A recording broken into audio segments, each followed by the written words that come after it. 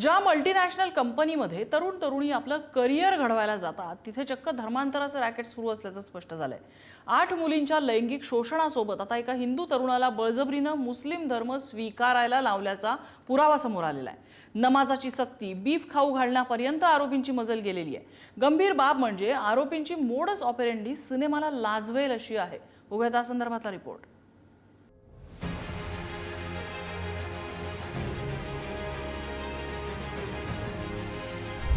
नाशिकच्या एका नामांकित कंपनीचं ऑफिस की धर्मांतराचा अड्डा हा प्रश्न आता उपस्थित होतो। तौसिफ अत्तार, दानिश शेख आणि त्यांच्या टोळीनं कंपनीत केवळ महिलांचा छळ केला असं नाही तर एका हिंदू तरुणाला पद्धतशीरपणे जाळ्यात ओढून त्याचं धर्मांतर केलंय। या तरुणाचे धर्मांतरानंतरचे फोटो आता समोर आले असून हे प्रकरण केवळ विनयभंगापुरतं मर्यादित राहिलेलं नाही तर याला आता धार्मिक कट्टरतावादाची धार आलेली आहे। या तरुणावर आधी मानसिक दबाव टाकण्यात आला।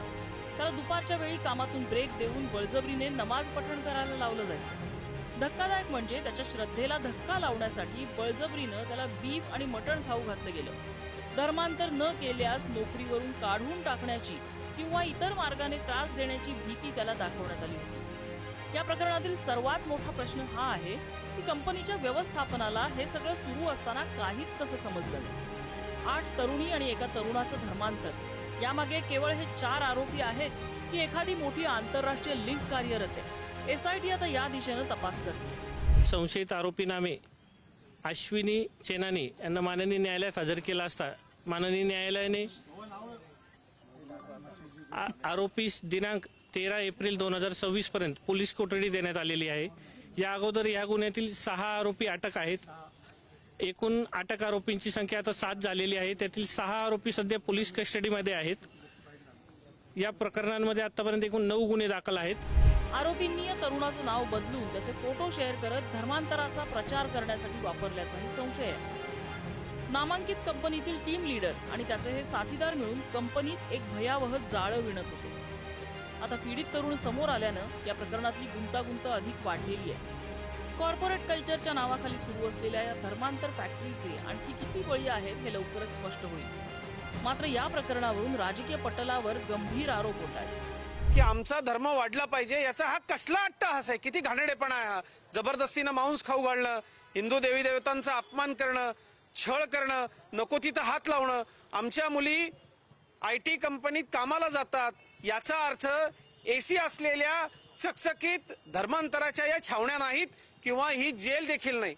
हा धर्मांतराचाच नुसता विषय नाहीये। आमच्या मुलींची सुरक्षितता या बाबतीमध्ये एक धोरण राज्यामध्ये असलं पाहिजे। नाशिकमधील IT कंपनीत लैंगिक शोषण प्रकरणात आरोपीची धक्कादायक मोडस ऑपरेंडी समोर आली। नवीन नोकरीसाठी आलेल्या किंवा नुकत्याच जॉईन झालेल्या आर्थिकदृष्ट्या कमकुवत मुलींना जाळ्यात ओढून त्यांच्यावर प्रभाव टाकला जायचा।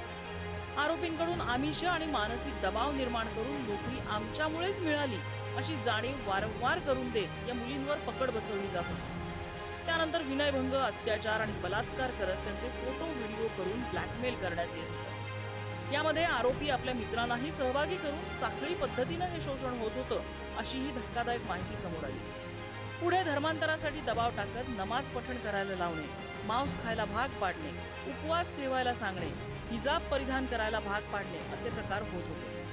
यासोबतच हिंदू धर्माबाबत चुकीची माहिती देत मानसिक दबाव निर्माण करून पीडितांना पूर्णपणे त्यांच्या जाळ्यात अडकवलं जात होतं। या पीडित मुलींना विक्री करण्याचा किंवा अन्य रॅकेट यामागे असण्याची शंका उपस्थित केली जाते। या प्रकरणात मुंबई पोलिसांची सुद्धा एंट्री झाली। चौकशीसाठी मुंबईतील वरिष्ठ अधिकारी नाशिकमध्ये पोहोचले।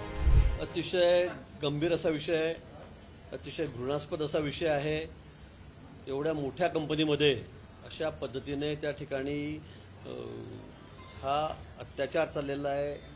धर्मांतरणासाठी त्या ठिकाणी वाटेल तसे प्रयोग केले जात आहेत, नोकरीचं आमिष दाखवलं जात आहे, देवदेवतांबद्दल अतिशय आपल्या घाणेरडं बोललं जात आहे। मला वाटतं यापेक्षा गंभीर विषय दुसरा असू शकत नाही, म्हणून या संदर्भामध्ये माननीय मुख्यमंत्री महोदय अतिशय गंभीर दखल घेतलेली आहे। मुंबईहून सुद्धा टीम या ठिकाणी इन्क्वायरीसाठी आलेल्या आहेत। नाशिक पोलिसांचं मी अभिनंदन करेल की त्यांनी हा विषय, हा जो प्रकार आहे हा सुद्धा शोधून काढलेला आहे।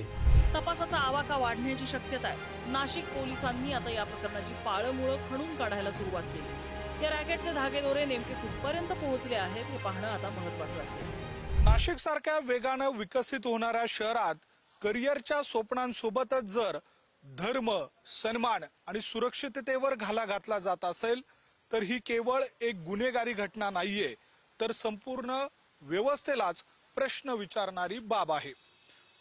कॉर्पोरेटच्या चार भिंतींच्या आड नेमकं काय सुरू होतं आणि या संपूर्ण रॅकेटचे पाळेमुळे किती खोलवर रुजली गेलेली आहेत याची उत्तरं SITच्या तपासात समोर येईलच. मात्र SITचा तपास किती वेगानं आणि कोणत्या दिशेनं होतो हे पाहणं महत्वाचं ठरणार आहे. व्हिडिओ जर्नलिस्ट योगेंद्र महाजनसह मी किरण ताजने, पुढारी न्यूज, नाशिक.